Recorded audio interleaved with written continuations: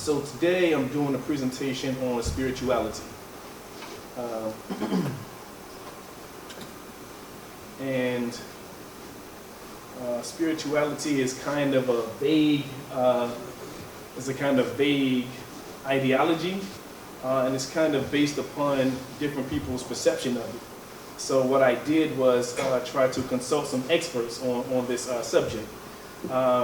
Primarily my expertise will be coming from the University of Minnesota and their understanding of spirituality. But even in their definition of it, they say that it's something that is the individual's own understanding of spirituality. So spirituality comes from the root in the Hebrew, Latin, Greek. It all means wind, breath, or air, something that gives life. And one professor described spirituality, or the search for spirituality, as in our body we have 75 trillion cells, 75 to 100 trillion cells in our body, more than the galaxies in the universe, and higher than our U.S. national debt is how he described it. And these cells are building blocks like living organisms, and they're trying to find they're trying to reproduce. They're also needing nutrients. And if one of those cells realized its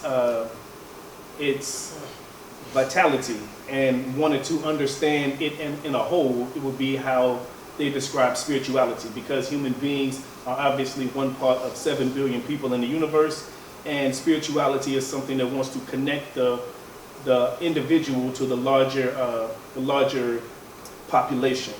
And that's how he describes spirituality, or at least the search for spirituality. So if that cell was looking to understand the whole of the 100 trillion cells, that would be his journey to spirituality.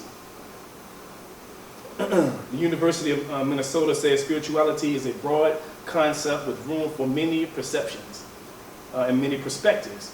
In general, it includes a sense of connection to something bigger than ourselves. It is typically involved in a search for meaning in life. As such, it is a universal human experience, something that touches us all. People may describe a spiritual experience as transcendent, or simply a deep sense of aliveness or interconnectedness. According to a study done by Pew Research Center in 2012, the number of Americans who do not identify with a religion has increased from 15% in 2007 to 20% in 2012. And this number continues to grow. 1/5 of the U.S. public and 1/3 of adults under the age of 30 do not have any religious affiliation. So they describe themselves as spiritual, not religious. And that's something that we'll delve into also. In that today it has become popular to separate the two, one being spiritual and not being religious. And I'll speak further on that, and that's something that is on this chart that we have here. For many, spirituality is connected to a larger question of identity and life. These questions could be: am I a good person? What is the meaning of my suffering? What is my connection to the world around me?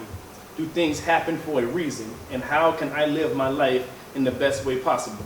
Now, when thinking of these questions, the first thing I thought about was Buddhism, and that Buddhism seldom talks about the creator and the universe and what our purpose is in life, but it talks about our suffering and how we deal with the situations surrounding us. When I think it is, we should deal with our human suffering as well as why are we here and our purpose in life. So one aspect of human beings' curiosity is only satisfied with this spirituality, when in fact I think all of man's questions and curiosities should be answered. Now, Thomas Merton, who was also a Catholic and a mystic, and he wrote 70 books on spirituality, said, "You do not need to know specifically or precisely what is happening or exactly what is going on around us. What you need to recognize is the possibilities and challenges offered by the present moment, and to embrace them with courage, faith, and hope." So he was a Catholic, but he wrote several books on spiritualities. So he was perpetuating this idea that spirituality and the religious life are separate. And there are many PhDs who wrote on this subject, and they said that This is the way, spirituality is the way that individuals seek and express meaning and purpose in life. Another noted expert says, any experience that is thought of to bring about the experiencer into contact with the divine is something that is called spirituality. Now, as you notice, as I'm mentioning these things, they're pretty abstract. It's nothing that is concrete that you can hold on to, nothing that you can tell someone else. These are feelings, emotions that one has, and they're not necessarily something that is concrete, something that speaks towards your mind and your thinking, but only towards your heart. Now, with the relationship between religion and the spiritual, it says, while spirituality may incorporate elements of religion, it is generally a broader concept. Religion and spirituality are not the same thing, nor are they entirely distinct from one another. The best way to describe it is how they have this here in this chart. Now you see here that in spirituality, the questions that it asks is, where do I find meaning? How do I feel contacted? And how should I live? In religion, it says, what practices or rituals should I follow? What is right and wrong, and what is true and false? Now, in between those things, what connects them is belief, comfort, reflection, ethics, and awe. Now, my question would be, why aren't these questions important to everybody? Why wouldn't you want to know what is right and wrong, what is true and false, and what practices you should follow? When, in my view, religion, people understand religion as do's and don'ts. They understand it as, this is what you should do, and this is what you shouldn't do. Whether you are spiritual or whatever you claim yourself to be, you live a life of do's and don'ts.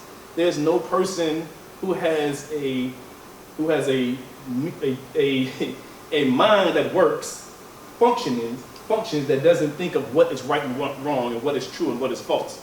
When that atheist person who says that they don't have a belief teaches their children, they're going to teach them this is the right way to go, this is the wrong way to go.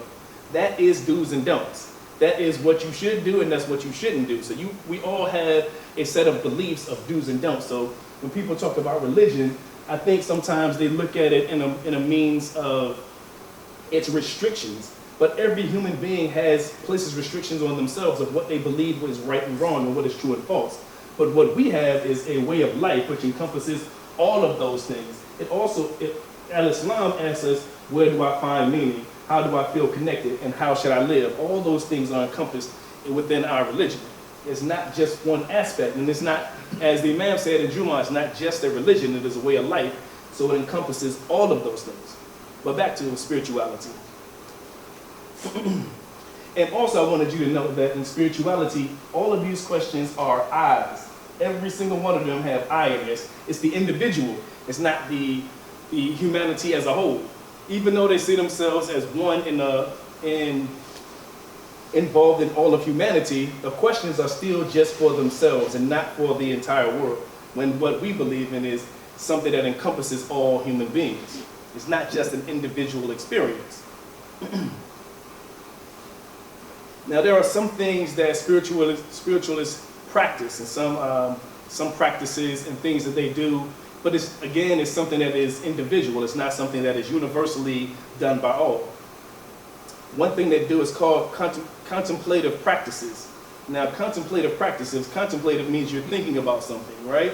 And in our religion, we have something that is quite similar. Contemplative meaning that you use your consciousness or your God consciousness, but they take God away from it, so it's just spirituality. So they have consciousness. Now, many of the things that they perform are things that we also incorporate within our faith in Islam. They say many spiritual traditions have a long history of using contemplative practices to increase compassion, empathy, and attention, as well as quiet the mind. The first thing that they mention is meditation. It can induce feelings of calm and clear-headedness. It helps to enhance the immune system, and it also helps regulate emotions and stress. It is also proven to help people who have depression, anxiety, and even cancer, as well as diabetes and arthritis. Now, as we know, the Prophet Muhammad, peace and blessings be upon him, it was his sunnah to meditate. He would go into a cave and meditate, and this is where he received his first revelation. So meditation is something that is already within Al-Islam. The next one they say that spiritualists may use is prayer. It is a means of relaxation and a feeling of help and gratitude and compassion. It also gives you a sense of comfort and support in difficult times. And it also helps people who are depressed because it gives them a means of finding hope in their prayers. Now with these spiritualists, you have to realize that they are not necessarily, I don't know who necessarily they would be praying to, because I guess it depends on the individual. The other thing they have is yoga. Now, yoga is a centuries-old spiritual practice aimed at a sense of union, and it also helps with posture. It helps with ethical behavior and breathing. Now, we in Al-Islam, we pray, we make salat, we worship 5 times a day. We had a Hindus man here, I think last year, and he was talking about the way we sit is one of the practices of, or one of the postures in yoga. If they could get rid of all the other postures, the one would be is how we sit when we're doing the I can't even pronounce. What is it? Tashahhud. Absolutely. So it's yoga. They use yoga. It says it reduces inflammation, stress, anxiety, depression, lowers your blood pressure, and it also increases your feelings of well-being. Another thing that is chronicled by spiritualists is journaling, or writing down what you've done throughout your day for practices. This as well helps with those people in difficult times and helps them to face different obstacles.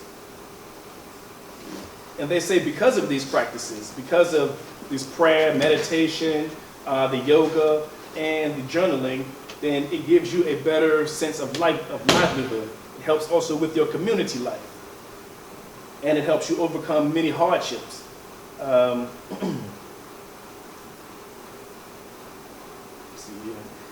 spiritual practices of recognizing the interconnectedness of all life can also help buffer the pain that comes with difficult experiences. That's what we was mentioning when we were talking about prayer. That when we pray, or even when the spiritualists pray, they look towards a higher something else, something that is larger than themselves, that brings about some comfort to them. And spiritual people make better choices.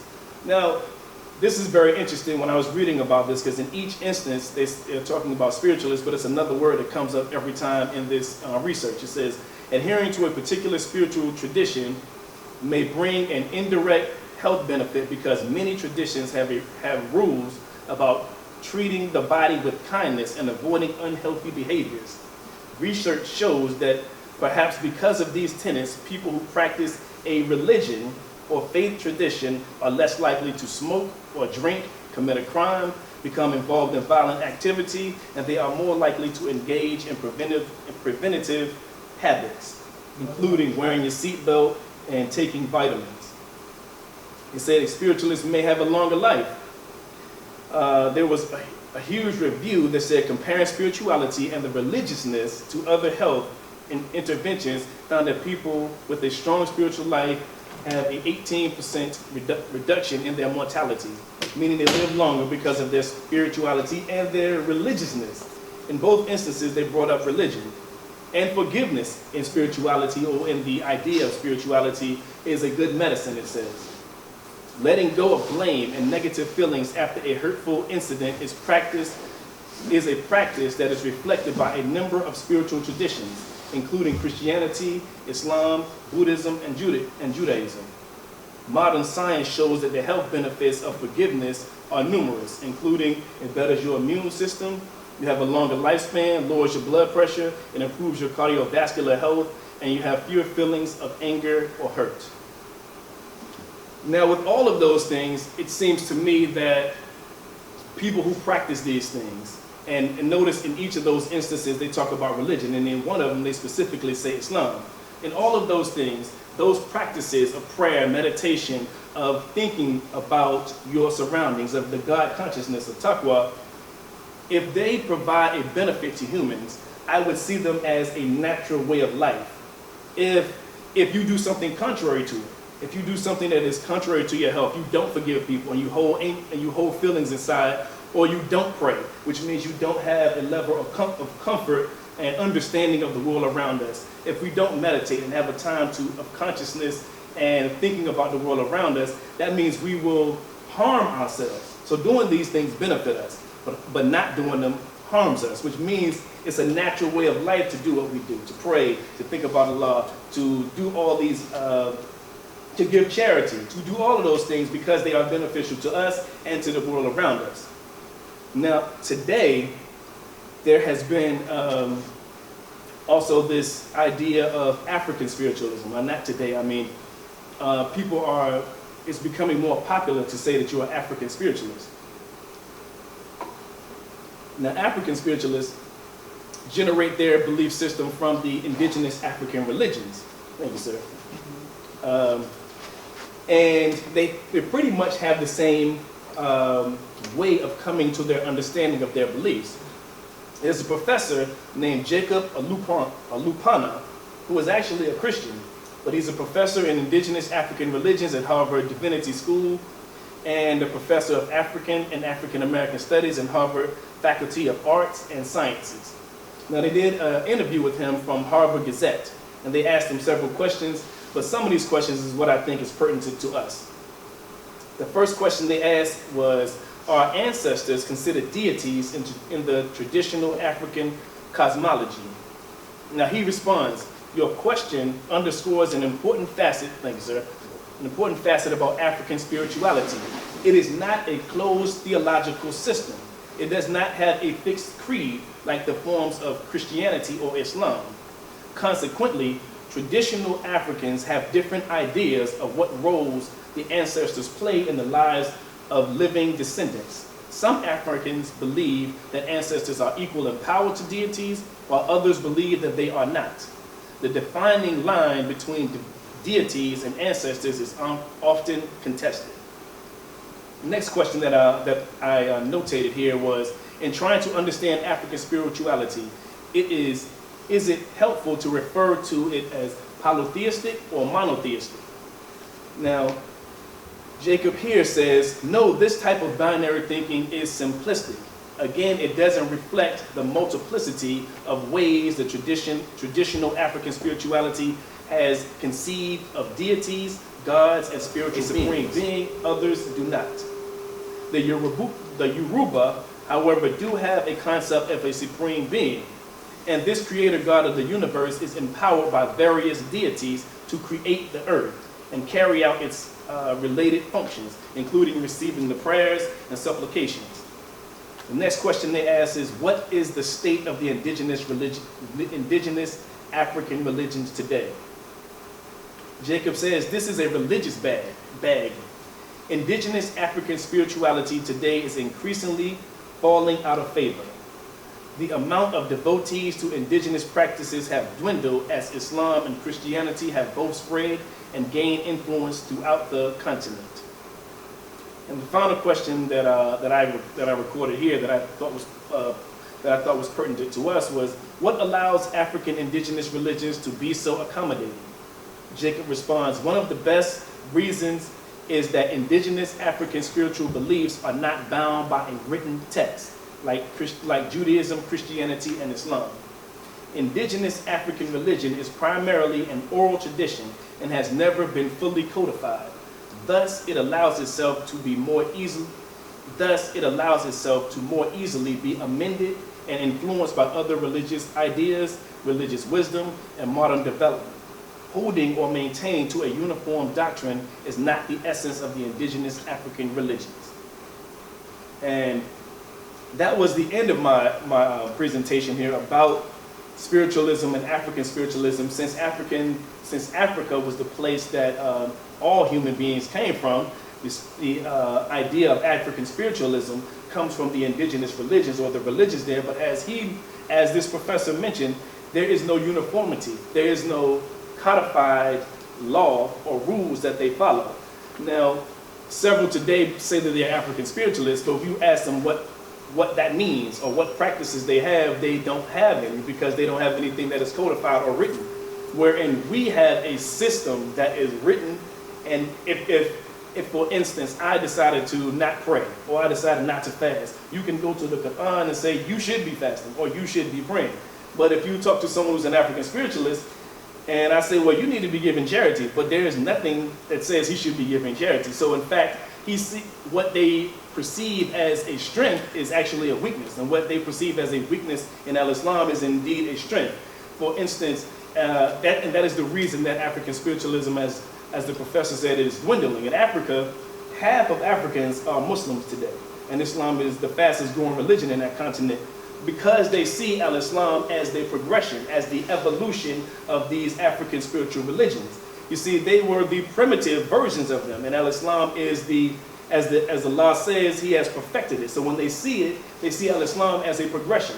There are several scholars who mention this as well. I don't have them in this presentation.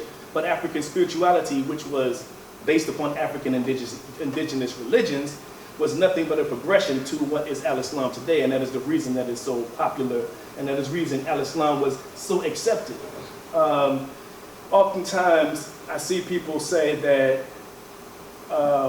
Africans shouldn't be Muslims because of the Arab slave trade. But the Arab slave trade, they didn't force Africans to be Muslims. They used them for their own benefit, but they didn't say you have to be a Muslim now. Africans accepted Islam in spite of what happened to them in slavery, not because of it. They weren't in American slavery. They made them Christians because they knew it would make them docile. In fact, they had a law in Spain which said that they weren't bringing over any more Moors because those Muslims were corrupting the Africans that they had there now. And they were forcing them to revolt. They were telling them to go and fight. So they didn't want them to be in any connection to European Christian slaves who had already been slaves. They didn't want Moors. They didn't want Muslims coming there to corrupt them. So Islam has always been the powerful force wherever it goes. And that's the end of my presentation. Any questions? Yes. Yes.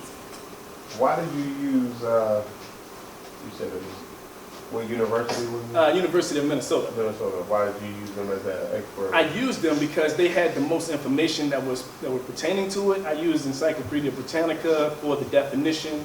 I used a couple of other sources, and I used some people who were prominent in the understanding of African spirituality, but I wanted it to be something that was academic, so I could say my sources are something that is researched, and you can find the documentation on why they came up with this. And even their documentation is something that is speculative because there is no codified doctrine. There is nothing written. As he said, it's really something that can be influenced by other religions. In fact, several of the people now who practice African spirituality practice rituals that are Christian and Muslim and Buddhism as well, because it doesn't have anything that's codified and said this is how this is supposed to be. It's supposed to be practiced or followed. Yes. So they feel spirituality is more of a peaceful meaning, a peaceful way to go about compared to the religion aspect. I asked the man one time what he thought about spirituality and religion. And he said, I think people who say they want to be spiritual are people who don't want to follow any religion and want to have their own, say this is what I do, because they have no accountability. In most instances, I think that is the case. There are people who are atheists and say that they are spiritual. That's something that I want to mention about that. When I first talked about the definition of spirituality, within it is the word spirit. Now, spirit is something that is immaterial. If you are an atheist, you don't believe in the immaterial. You believe in the material. You believe in what you see, taste, smell, touch, all of those things. If you are an atheist and you are spiritual, you are saying that there is something outside of the realm of those five senses. And if there's something outside the realm of those five senses and that is immaterial, it could be created by something that is also immaterial, that being God. So there are some people who sincerely say I'm a spiritualist just because there is something inside of every human being that is telling them that there's something greater than themselves. They just have not connected it to the Creator God. So I think some people are genuine in doing it, but oftentimes when I speak to people, and especially the people who are aggressively attacking religions, Christianity, Al-Islam, I always ask them, what do you believe in that is better than Al-Islam? they have nothing to say. They have nothing to say. They say, this is what I want to do today. Like if they decide to feed the homeless, we are obligated to, you know, when if they say they want unity, right? What is more unified than Muslims? If they say they want anything, right? Nothing that just because they don't have any rules, they don't have anything that is concrete that they follow, you know? So if I decide today, as I said, I think a couple of weeks ago, if I decide what the rules are, I'm gonna make rules that benefit me and the people that I like, right? So you'll do the same thing. The only person who is unbiased in making rules is somebody who who's not benefited or harmed by those, which would be the creator. Any other questions?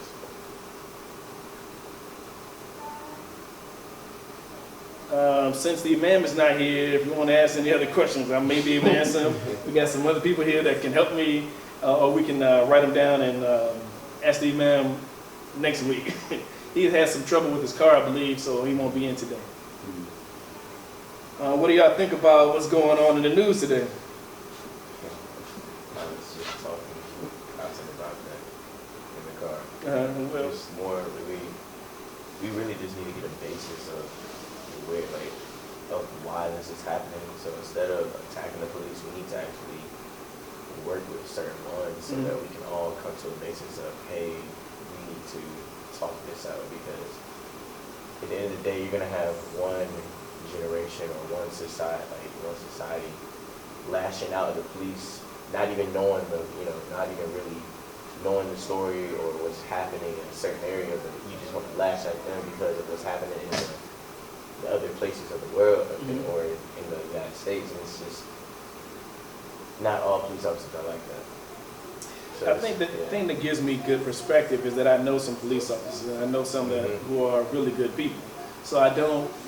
You see, what happens is, I think sometimes people are in emotion because they see somebody who is black being harmed, and then they think about themselves. I personally think about my son every time something like that happens, and it may make you say something that indicts all police officers when that's not the case. But I saw another video. I think it was a minister who was saying that we need to take our money away from these preachers who don't come back to our community, whether they're white preachers or whatever, or even black preachers he mentioned, that don't come to our community, don't help build our communities, that don't express outrage when these things happen. And I was thinking to myself that we have an imam that does all those things. In fact, he's involved with the police department and with political figures. So he is involved in the community, and he's helping to improve the community. He's bringing businesses to this, not only to this area, but to this community, but to Norfolk as a whole. And he's building. We have a couple of stores here that are affiliated with this masjid. So I think if more people had that mindset of doing for yourself, like do for self. I think we was talking about that the other week. And as you said, just not having that knee-jerk reaction. But we should also concentrate our efforts towards those people that are doing it. There was another video of someone, this guy risked his life, man. It was very terrible. They had a video of a white guy carrying a rifle, right? And the police came up to him and asked him for his ID. And he's like, no, I'm not gonna give it to you. What do you need my ID for? I'm practicing my First Amendment right.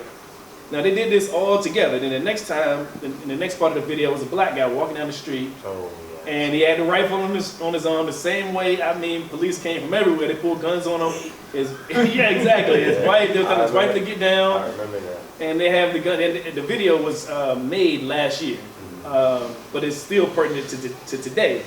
And they were going through all these motions of, they were about to kill this guy. He said, listen, I'm recording this. His wife said, I'm recording this to ensure that he did not get killed. But the same incident, the same thing happened, but there are two different responses, which means that they see us differently than they see someone else. Because the only difference, the only variable is their skin color. Tim Wise said he was doing some work with police officers, and within the first 5 minutes, he showed them their bigotry. He asked them, what do they think when they see a white person with a nice car, or a young white person with a nice car? He said he thinks that they have rich parents. And he said, what do you think when you see a black guy with a young black guy with a nice car? He said, you think they're a criminal. And these are police officers. He said within the first 5 minutes, he's already exposed his bigotry, right? So when those police officers came towards that guy with a rifle, I'm sure the people that called said, it's a black guy out here with a rifle. Said when they called the same way, and it incited the fears of the police officers, several police officers, all of them felt the same way. They felt in danger by this man with a gun. But the white guy with a gun, they did not fear anything. The man said, no, I'm not giving it to you. This guy immediately put a gun on the black guy. They didn't ask him nothing. Said, get on the ground. You know what I mean? Which means that there's something that is embedded already within them to be afraid. Something like, Muhammad said back in the early turn of the century, he said that Allah has put a curse on people, some people, for the way they've done us as a people. They have no empathy, and you can see that they. And Donald Trump to me is like a good thing because he brings out. He's like bringing out. You know, I'm trying to think what it is. Like there's some kind of medicines you put on something. Not medicine, but it's old remedies. You put something and it brings out all the evil. It draws out of the poison. It draws it out, right. So what we're saying, we have to understand Allah's in charge. And people getting panicked, and people without religion, people that don't have hope of God, they are really getting frantic. Absolutely. But God is in charge. And all this is going to happen. And all of it might get worse. But it's always the darkest before the dawn. But I see this as...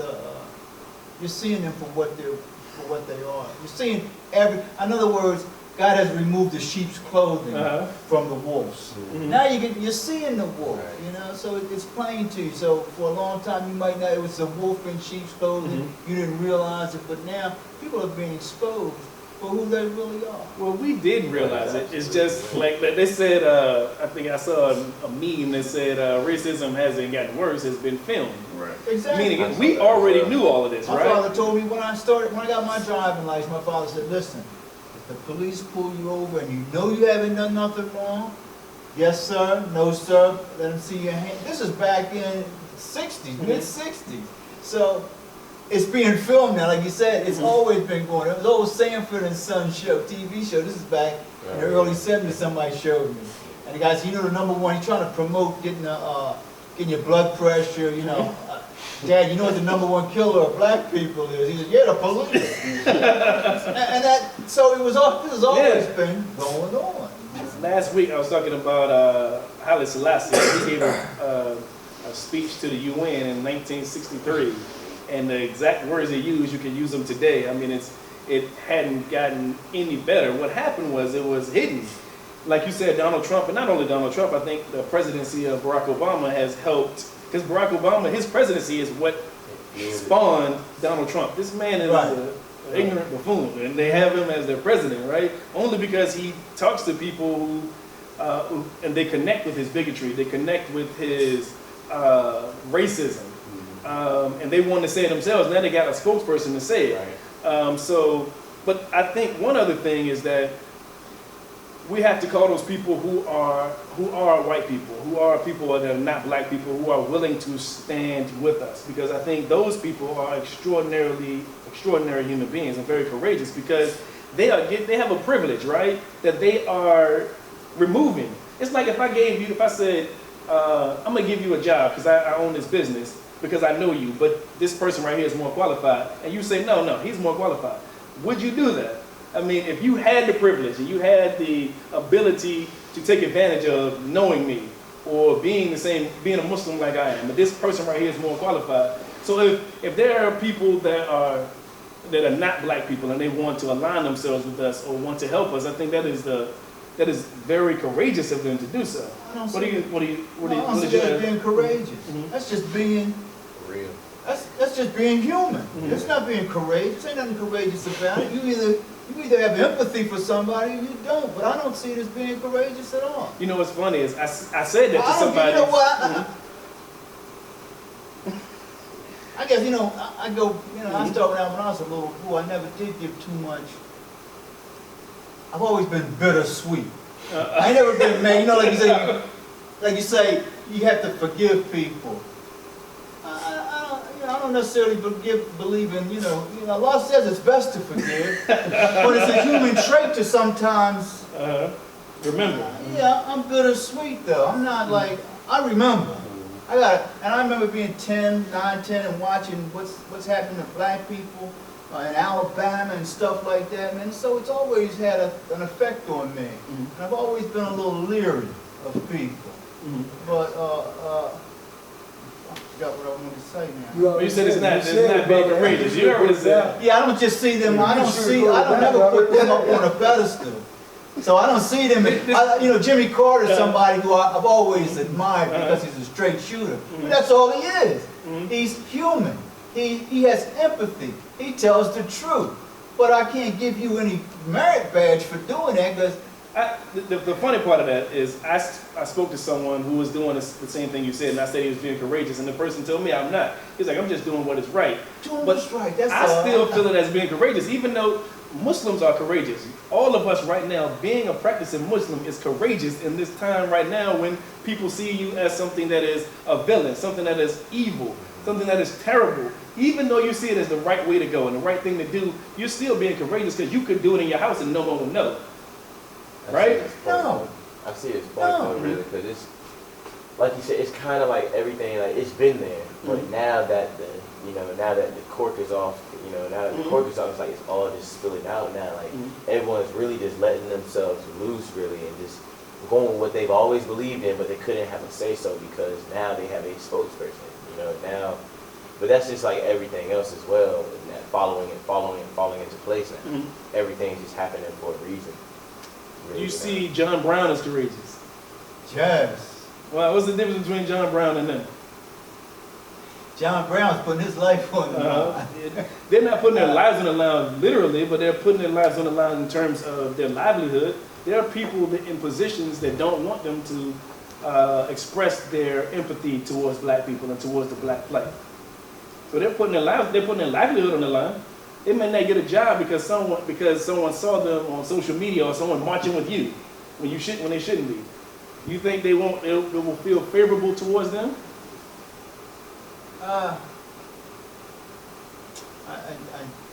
Yes, sir. I understand. I really don't think they're putting anything on the line because we have to live with ourselves. And you have to do the right thing because you have to live with yourself. If they did wrong, hey, I just feel like they have to do that because that's who they are. It doesn't necessarily give you a badge of courage. It's just because you can't be any other way. You know what I'm saying? Yes, And some of I these people, agree. I would say, hey, they're human because they can't be any other way. They have to be marching and out there with us because that's who they are. That's who they are. But that's good that that's who they are. I'm not putting them down. I applaud them, but I don't give them a badge of courage. Yes, sir. For being who they are. I see it slightly different. I just do. Okay. If negativity is all around you and evil is around you and you do what's right, I see that as being courageous because it's easier to do what's wrong. It's easier to accept your privilege instead of giving it up. So you're doing something extra. You're doing something that's extra, something different than what the masses are doing. But we just agree to disagree. Yeah, you got something to say? I know you. I thought you guys had to say about that. Yes, sir. I saw that you raised your hand.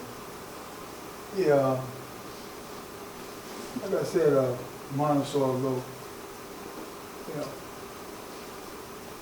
everywhere around the world, the black man is catching hell. It ain't just in America. I done been in Saudi Arabia on nothing everywhere. I see it everywhere. So I ain't gonna sugarcoat it down. Right. It is what it is. And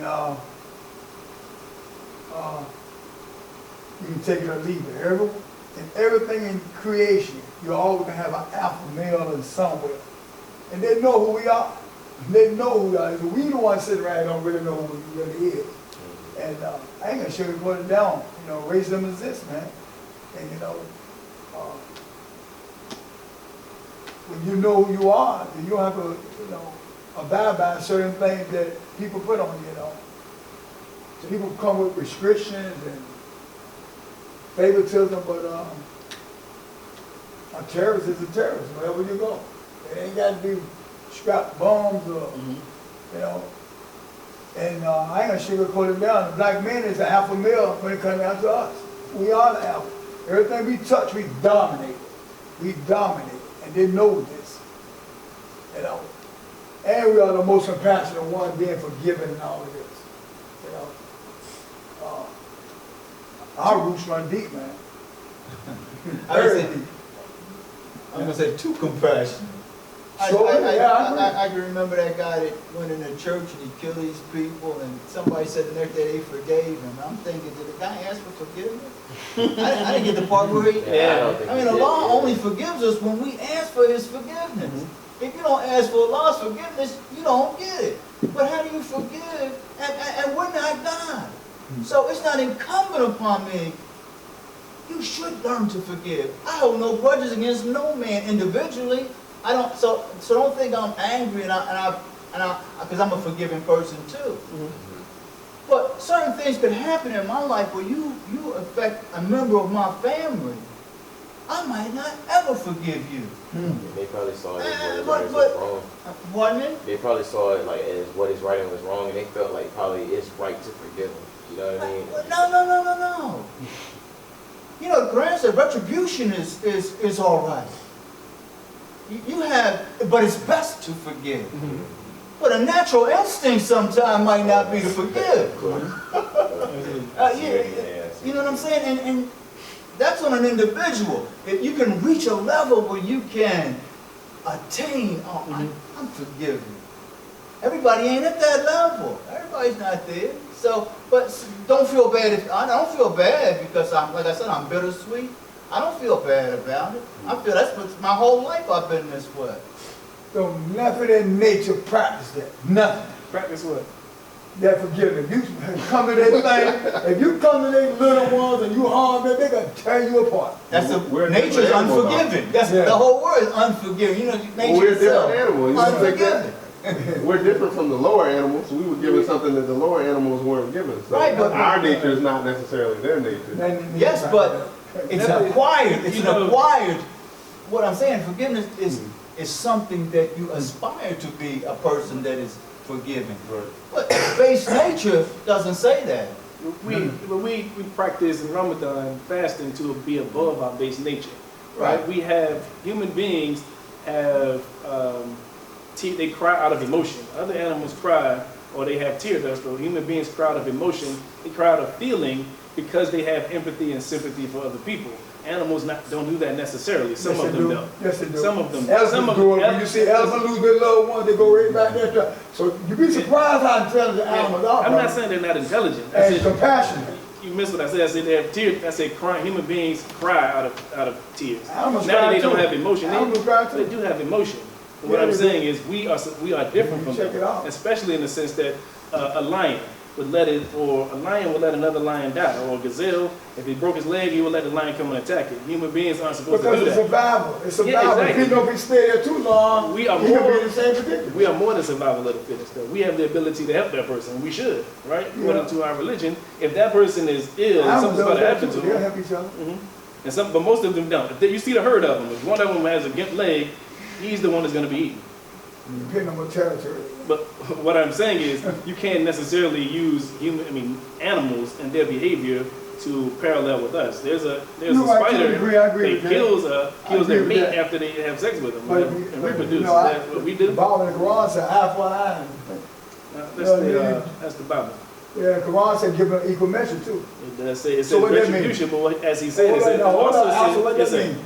I didn't hear you. Go ahead, say again. Hey, give out equal measure. Give out say equal that, measure. right? It does say that, but listen. Okay, equal He measure, said- you wouldn't do it to me, I do it to you. That's what that means. But what did he But just it say? also says, but it's better. Yes, absolutely. But, Allah tells you, Allah always tells us what So do you want to do what you want to do, or you want to do what's better? better for the individual. I'm gonna do what's better. He just read the part right there. About, man, I don't want to read the rest of that. Yeah, we're trying I'm to just from a different- transcend. We're trying to I'm from a transcend. different cloth, man. I'll just be for real with you. You know. Right, that's what I'm saying. I It ain't- takes I'm not time, it doing takes, that. I've been there when you got to go to different water fountains and do this and do that now, man.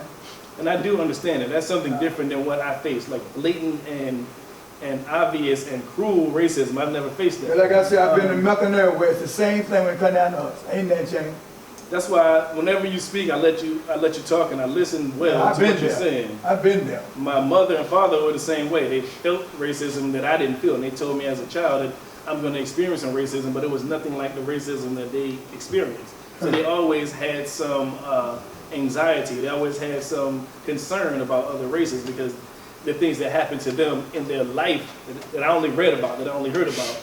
But there's one thing that I think that we need to make sure that we don't do is combat racism with racism. When you say that we are the alpha male, I don't know what you mean by that. If all human beings You don't know what an alpha is? I do know what alpha means. Oh, But okay. what I'm saying is, if we are all one humanity and one race, then what do you mean that we're the alpha male? There is no real thing as race. We're all one So people. you telling me you Yes, don't sir. understand that the black man dominate all sports? I understand that. Oh, I understand that all okay. people are black people. Okay. So that's what I understand. That we're just different shades of black. No, What is the aversion to that? the version of what? Why do you say that's not true? Because it's not. Well, if how do you assume that we're the alpha male? I just told you. Everything we do, we dominate. But if Everything. everyone came from black people, then we're all black people. We're just different Oh, I shades. agree. I agree. It's We a have limit to different- come down from us. We have different levels of melanin. Some people have less, some have more. So if you have that saying, then somebody that's dark skinned is more alpha male than somebody that's brown No, I skinned. didn't say that part. I'm asking. I didn't say that. So where's the divide come at? The guy come with for us when it comes down to being black So how black makes and you our black? genes and our genes. Hold on, listen to me. Let me get to you now. When it comes down to our genes, different people. Most blacks they got kinky nappy head from a different part of Africa, which means over there in the middle, like Ethiopia, places like that. You know, we're just dominant. Well, Right, but I'm saying like, what's the cutoff to make you black enough to be part of the dominant? It depends on how we integrate it over and over and over and over and over. That's how it's broken down. but what you said was actually not correct though. What you said? Africans have every phenotype and genotype. So they have kinky hair, they have straight hair, they have light eyes, they have dark eyes, all of those things because the first people were black people, they have every complexion, everything that that can ever be created inside of them, in their genes. Now when you say our genes are different, the genes that make us different, we are 99.999% the same. The 0.1% that is different is No, what we we're not. see. No, we're not. No, we're not. Well, you can say that, you can disagree No, afterwards I mean, and explain go to me how that is true, but the 0.1% that we see is that's different. Everything inside of him is inside of me. The only difference is he's a little lighter than I am. Mm. But we're all the same race of people. Why do you think that is different? Or why do you think that's false? I'll wait on it. I'm gonna leave it One final thing I want to say about that is if Adam and Eve were the father of all of us, right? Aren't we one people? One race? there. We just went to different places and changed according to the environment. So the people in Europe, the people in the Caucasus Mountains, the people in Asia, the people in the Middle East, the people everywhere are just lighter versions of black people. So we're all one people. They're saying Neanderthal also, I mean, it's really gets debatable now the more That's right. scientists find out, because now they're finding Neanderthal is another race of people. That's right. And that's the thing is that people that when they talk Are they about starting- Neanderthals, they are still Homo sapiens, right? There's a difference between a ape and a human being. So when they find a skull and say this skull is a part of a human being, like Lucy, if you see Lucy was an ape, was in a gorilla or in the gorilla family. It's not the same thing as what a human being is, a Homo sapien. They now say Homo sapien sapien. Now those people are the people that were just Homo sapien with one sapien. They were still human beings, but they were extinct. The difference is the Adam and Eve are the people that we all ascended from. And every human being has a DNA of. This is according to scientists as well. So now also you must realize with science that there's every day they're finding new and more things. So what they say today, that might not necessarily be what is the overall truth. So if they say that a Neanderthal is someone who gave birth to European people or what have you, they may state that that's not the case. They may, because what my understanding is that there were different people and those people were extinct. That's not to say that they But weren't where did they human come beings. from then? Well, they came from Allah. They came from God. No, I'm talking about for its color. Where did they come from? What do you mean? Because they say the black don't have the African in them. You hear that? What's that? The black doesn't have that. They say that's come from the European What trait. What? The African. Well, our color or our complexion came from our environment. Right, I mean, you have albinos Huh? in Africa, so complexion. Black. Excuse me. Albinos come from black. Exactly, so that's what I'm saying, so you talk about complexion, it necessarily doesn't come from, it comes from black. Like he said, everything stems from black. If you, Right. for example, in Africa, it's the hottest continent in the world, right? So our dark skin, the melanin of our skin is what reflects the sunlight off of it. If you're in Europe for 200 years, I mean, look at the seasons. In the summer, you're darker than when you are in the winter, right? Right. So if you're in the winter atmosphere your whole life, you're going to be lighter than somebody who's in Africa all their life. You right. So they may have quoted, well, I don't know if he had a direct quote, but he expressed that Imam Muhammad at one point said that white people are being punished in this country. Yes. So who is he talking about? Now, you may have to ask him to elaborate on that. I don't know specifically, but I do know Allah. Who do I think?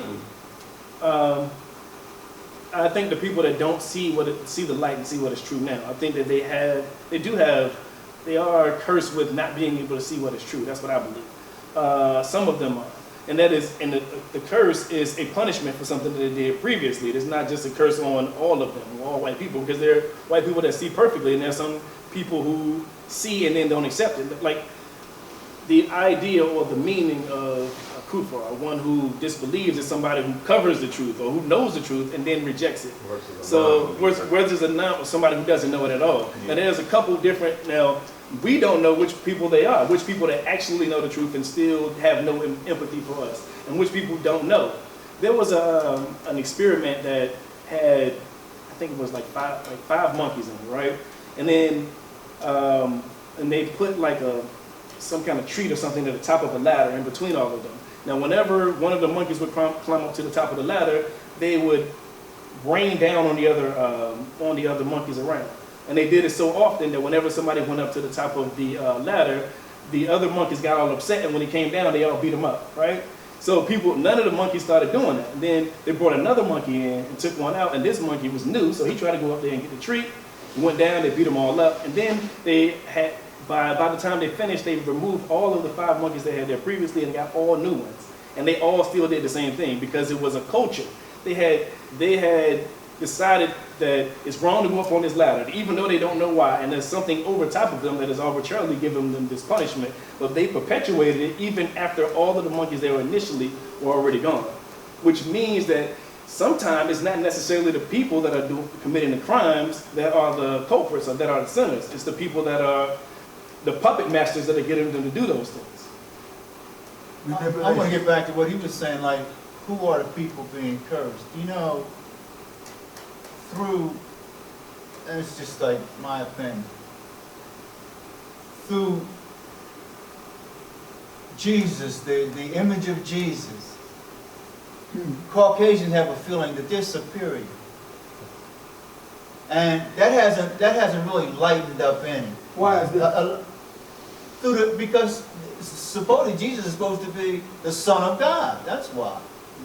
So a lot of them have that feeling that, well, you sure don't look like his children, but I do. And they have that feeling of superiority. That's right. And so those are the ones that can't let it go. They really, now I tell you what, I was just thinking while you was talking, I seen this thing on Facebook, and this guy with his real southern accent was talking about how bad the police were acting. I do think that, I do have to give him a pat on the back, because just his southern accent, he was really, and you look at him, he got a beard, whoa, what a redneck. But when he starts talking, he feels empathy. He feels bad about what's going on. And man, the police killing black people. You can really hear his voice. He was really upset. So I'm thinking now, in his environment where he lives, he's got to be courageous. He is courageous. So I'm gonna take back what I said. Thank you. And I because appreciate it. it is being, it is being, I know it is. It has to be. but for everybody it's not. Sometimes it's not. It's just being, but Yes, for sir. him, I'm looking at, like I said, he got a pickup truck, the whole bit. So he's really stepping out on the limb. But yeah, it's the feeling of superiority, and some of them just can't shake it. I remember one time my guy was firehouse. He was he was asking, how do you do this? At the end of the month, an oil report. So sometimes an officer leaves and somebody's in charge. So they let this new guy be in charge. Everybody gets to do it. So he asked me how I had to do this oil report. So I told him, okay, here's how you do it, blah, blah, blah, blah, blah, blah. And I left the office, and another lieutenant went in there, who was probably one of the dumbest guys I've ever seen in my life. He asked him or something, he got all confused and gave the chief a bad report. And so, I said, man, I told you how to do the report. So the chief came in, he's a little upset. Why didn't you ask Fred how to do the report? That's my name, Fred, don't know.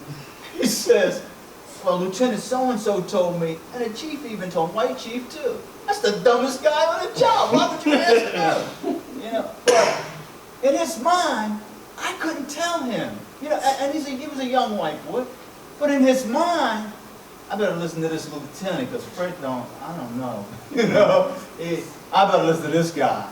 In his mind, I better listen to the white guy. Well, what was the difference in rank between you and the lieutenant? I was a fireman. And the lieutenant had made a grade. He had made 8th grade. Okay. So I never you went don't up think for it was that? Huh? You don't think it was that played into it? The fact that he... No, because everybody knew this guy was dumb. Well, he was new, or... Well, okay, say it was, maybe that was it. But I never looked at it like that. Okay. Because I've been on many jobs, and they always want to be Charles in charge. They have, to me, it's not to say it makes them a bad person, but they have a hard time taking knowledge from a black person. I remember one time Malcolm said, you know, I could have got a hobo to come up here. We could have shaved him up. You know, just get a white guy, shave him up. And he would tell you what I'm telling you, and y'all would go for a lock, stock, and barrel. Just that. But Jesus told me I came to my own and receiving that. When your home comes to you, son, you're going to listen to him. Right. But yeah, believe me, I mean, and in that case, it could have been. But even the chief came in and said, why would you listen to that clown? You know? He said, Fred's right here with you, Fred. And he said, well, Fred did. Well, why didn't you listen to him? And just like... It's just like and I just want to, and I'm going to finish. They have a superiority complex. And I've always thought when I was younger, our inferiority complex is a terrible thing. But it's not going to get us in trouble with Allah. It's only going to create troubles for us. Their superiority complex, however, is getting them in trouble. And some of them just can't shake it. It's like, oh, I feel bad for them sometimes. It's a curse that they feel that way, but they feel like they feel better than you. And Trump, he about his work, but Hillary ain't no better. If you want to cut it like it is. Oh no, I would never vote for her. You know, she ain't no better. this is a joke. What's going on right now in the political arena in this country is a big She ain't joke. no better. She did this worse stuff he did. Let's not talk about politics. Listen. My wife put me out the house. I just want to say, like you were talking about superiority complex, and we also have an inferiority complex, and some of us do. And I think it's also important to express that we should say some people feel this way and some people feel that way, because not all of us have a superiority complex, and not all white people have a superiority complex. But the same way Malcolm was talking about, if you brought a hobo in here and you would listen to him, some black people are the same way. If you brought a white guy in here to say the same words I said, and be like, I listen to him, he's right. That's how I said it. That's how I meant to say okay. it. That's what Malcolm said. In other words, especially our people. And that is based on our inferiority complex, and as you were saying, the superiority complex, but it is also institutionalized. Like now, if you have any knowledge or understanding, you know Jesus wasn't white, right? But that's still, that idea is still implanted in you of a means of superiority. You still feel some connection maybe with God that they don't feel. I don't know why. But every person who has any understanding knows that the Middle East, in the middle of the Middle East, 2,000 years ago, they were brown people. So he couldn't be a blonde, white person. Now the same thing happens with Jewish people in Israel. There are people in Israel who are atheists. They don't believe in God, but they still believe that God gave them the promised land.